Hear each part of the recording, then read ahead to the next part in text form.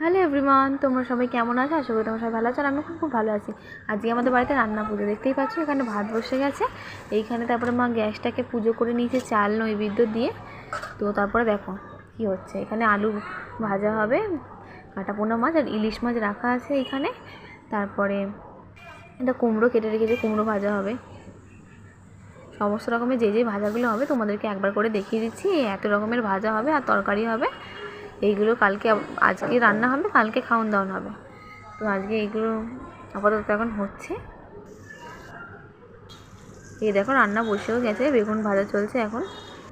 এই যে অর্ধেক সব রকমেরই বলতে গেলে ভাজাভুজি হয়ে এসছে।